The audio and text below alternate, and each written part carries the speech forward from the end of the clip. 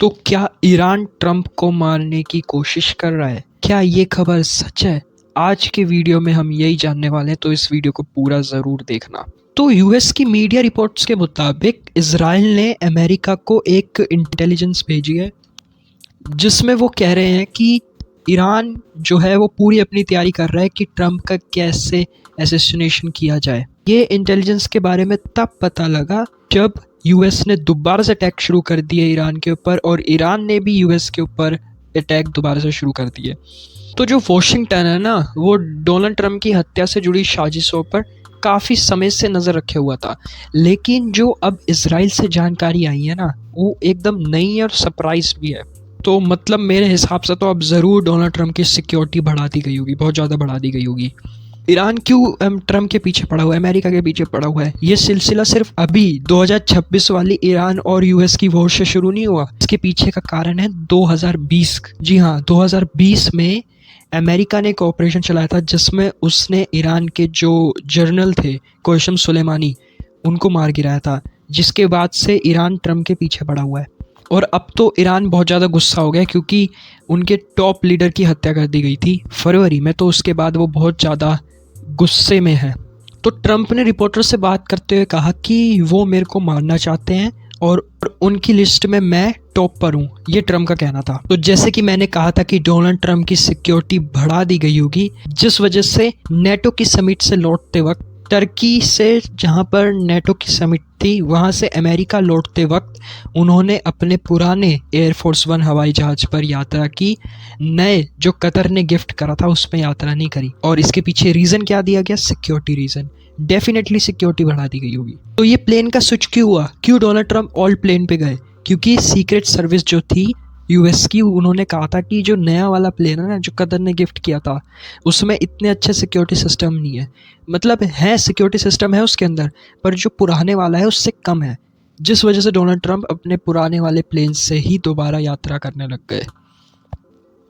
तो यहाँ पर आप जैसे जानते हैं कि ट्रंप और बेंजामिन नेतन्याहू, जो कि इसराइल के प्रेसिडेंट हैं, उनके बीच में थोड़ी कहासुनी हो गई थी, क्योंकि ट्रंप चाहते थे कि इसराइल जो है लेबनान पे जो अटैक कर रहा है उसको बंद कर दे, पर इसराइल कह रहा था कि हमारे ऊपर नेशनल थ्रेट है और जिस वजह से हम लड़ाई नहीं रोक सकते।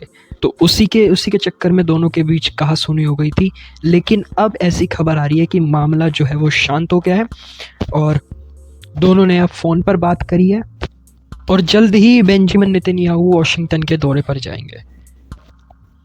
तो यहाँ पर जो यूएस के ऑफिशियल्स हैं, उनका कहना है कि लड़ाई के बावजूद, हमने जो स्ट्राइक की है उसके बावजूद भी हम डिप्लोमेटिक टॉक्स कर रहे हैं ईरान के साथ, ताकि लड़ाई को जल्द से जल्द ख़त्म किया जाए। और यहाँ पर ट्रंप ने भी कहा था कि जो मेमोरेंडम ऑफ अंडरस्टैंडिंग है वो ख़त्म हो गई है और अब ईरान जल्द से जल्द अगस्त के मिड में न्यूक्लियर डील करना चाहता है। और यहाँ जो यूएस के ऑफिशियल्स हैं कि वो कह रहे हैं कि हम स्ट्राइक करने के लिए बिल्कुल तैयार हैं, हम अपनी प्रैक्टिस कर रहे हैं, पर हम स्ट्राइक से ज़्यादा डिप्लोमेटिक टॉक को प्रेफर करते हैं कि डिप्लोमेसी से सब काम हो, लड़ाई ख़त्म हो जाए। यूएसएस अब्राहम लिंकन जो है वो स्टेट ऑफ हॉर्मुज़ के पास है, और वहाँ पर रेगुलर ड्रिल हो रही है। यूएस के ऑफिशियल्स का कहना है कि वहाँ पर रेगुलर ड्रिल हो रही है, फाइटर जेट से ड्रिल हो रही है।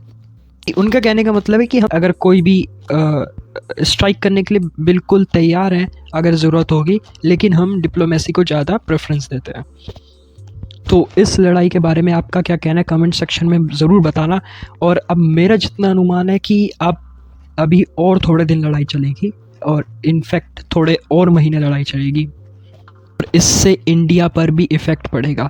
इसी वजह से, अगर आपने मेरी पिछली वाली वीडियो नहीं देखी, इसी वजह से मैं 3 दिन से वीडियो बना रहा हूँ कि इंडिया अपने दूसरे सोर्स ऑफ एनर्जी ढूंढ रहे, इसी रीज़न से कि अगर कल को स्ट्रेट ऑफ हॉर्मुज़ दोबारा बंद हो जाए या फिर उस पर टोल लगने लग जाए, तो हमारे पास कम से कम दूसरे सोर्स ऑफ एनर्जी तो होंगे।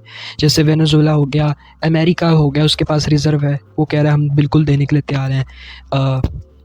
अर्जेंटीना हो गया, ऐसे भी बहुत सारे देश हैं जिससे हम ऑयल और गैस लेने की कोशिश कर रहे हैं। तो बस आज की वीडियो में इतना ही। Thank you for watching this video.